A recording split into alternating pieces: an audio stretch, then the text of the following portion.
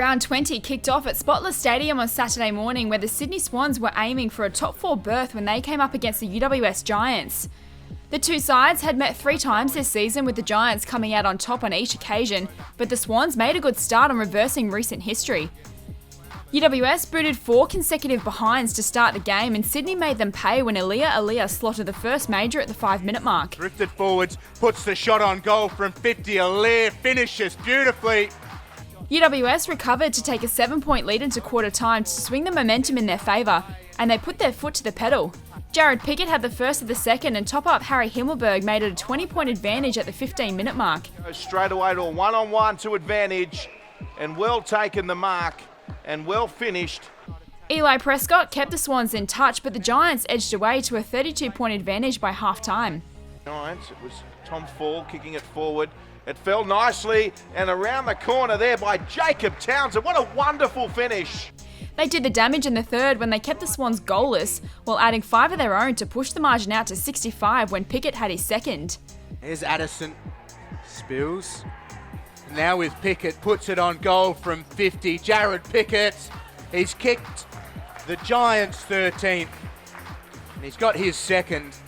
Adam Tomlinson and Matt Flynn each finished with 3, as Sam Reid collected 36 disposals and 14 clearances as the Giants ran away with an 80-point victory.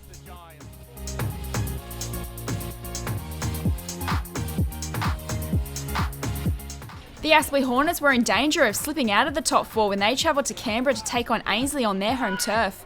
After losing 4 of the past 5, the Hornets started slowly against the Tricolours and conceded 4-2 to trail by 12 points at quarter time.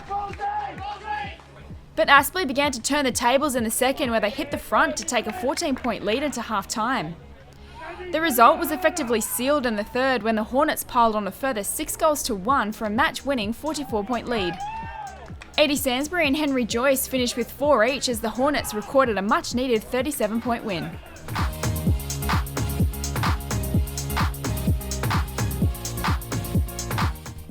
Everything was on the line when Southport hosted Sydney University in the match of the round at Fankhauser Reserve on Saturday. The Sharks meant business from the opening bounce, with a spot in the top 6 up for grabs against the third-place Students. After conceding the first goal of the game, the Sharks responded through Ben Merritt to hit the front. Anthony and Mahadi, nobody got it, but Josh Hunt gathered it cleanly, gives it back to Merritt, goes around the corner, and that's the answer. They raced to a 26-point lead at quarter time when Jack Anthony bobbed up with 3 first-term goals, and captain Ben Headland kicked a beauty from the square. Now to Headland at half forward. They go long. One-on-one contest. Hunt's there. It bounces. Thompson's there. It bounces through.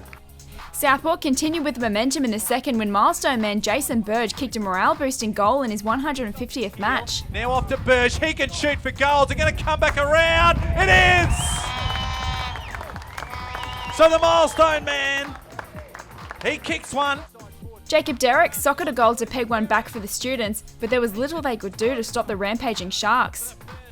Southport kicked another 4 goals for the term and showed off their aerial skills when Jared Brennan flew high. Bit of blocking work off the ball for Burge there, done by Bock. Goes to Brennan, what a mark! With a 53-point lead up their sleeve, Southport kept up the pace in the third with another 3-2. Standing there as Screech goes in, kicks a goal.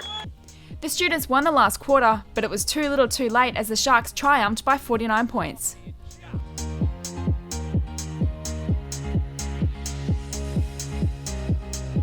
Yeah, no, listen, I'm really happy with the performance today. Probably the last 2 weeks I've been, really impressed with the performances.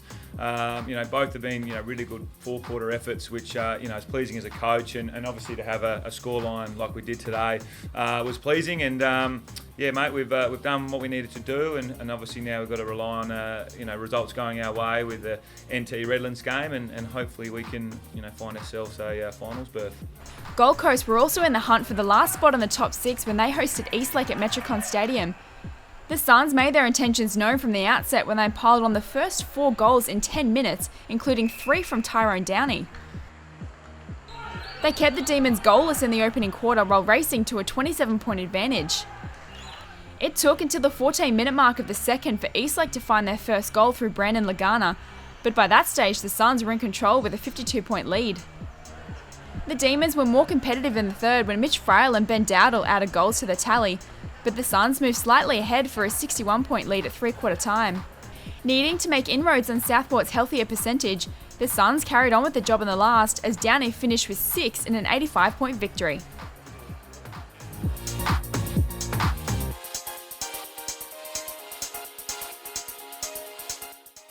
Redland faced one of the toughest road trips in the competition when they travelled to Darwin to take on NT Thunder in their last match of the season at TIO Stadium on Saturday night.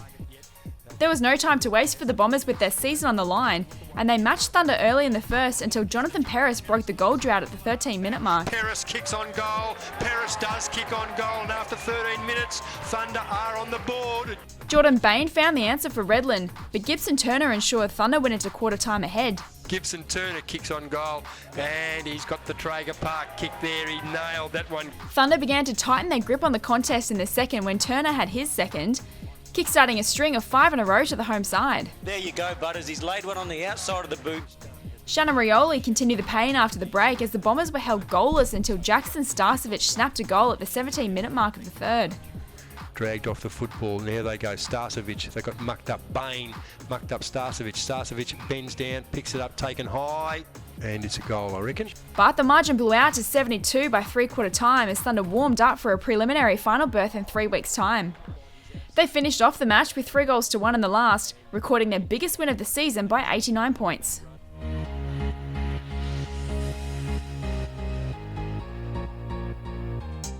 Taking a look at the ladder, and the Giants and Thunder sit on top, with Aspley moving back into third and Sydney University holding on to fourth by percentage. Sydney are fifth, with the Sharks returning to the top 6 for the first time since round 7.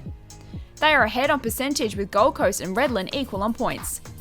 There are some big games to finish off the home and away season next week, with the UWS Giants hosting Sydney Uni at Spotless Stadium before Eastlake tackles Southport at home. Gold Coast also travels to Canberra to play Ainsley, with Aspley going head-to-head with Sydney in a grand final rematch at Graham Road. Redland and Brisbane conclude round 21 at Tibbold Park. Keep up to date with all the latest news at neafl.com.au and by following us on Facebook, Twitter and Instagram, with live scores and champion data statistics available on our official NEAFL app.